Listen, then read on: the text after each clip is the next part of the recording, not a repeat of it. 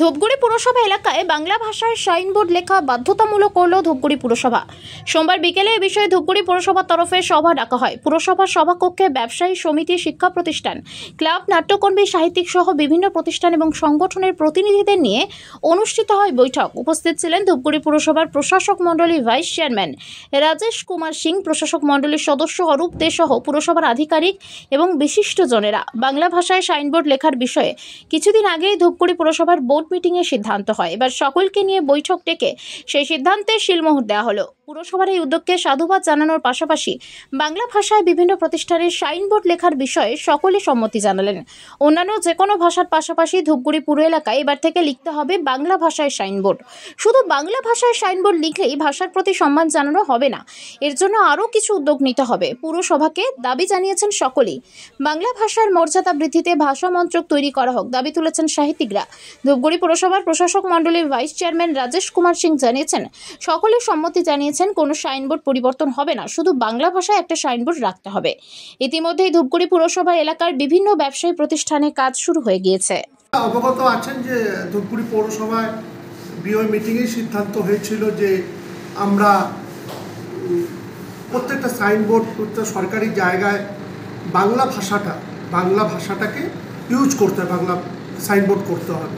সেক্ষেত্রে ধূপগুড়ির আজকে যারা বিশিষ্ট জন, আজকে ধূপগুড়িতে ব্যবসায়িক সমিতি, বিভিন্ন প্রতিষ্ঠান আজকে এসেছিলেন, তারা সবাই সহমত পোষণ করেছেন এবং ধূপগুড়ি পৌরসভা এই উদ্যোগকে সাধুবাদ দিয়েছেন এবং আমরা ইমপ্লিমেন্ট করব।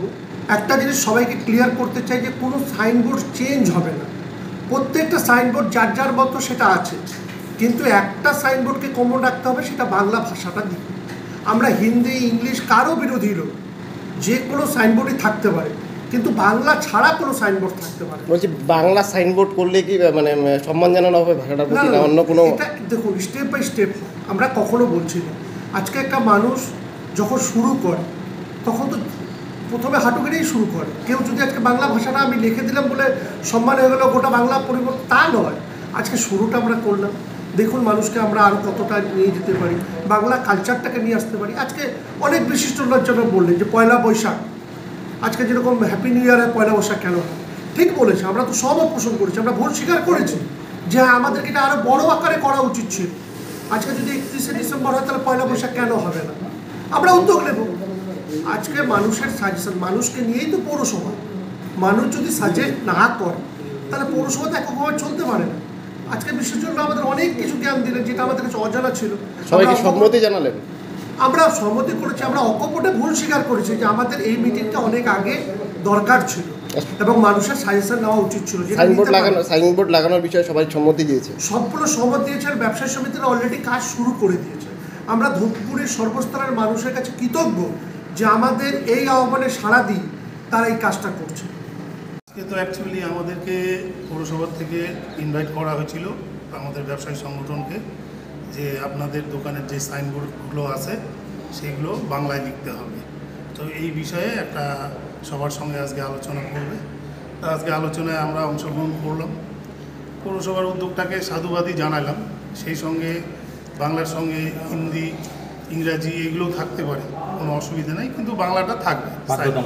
হ্যাঁ, বাধ্যতামূলকভাবে আলোচনা হলো, এখনও পৌরসভা জানায়নি।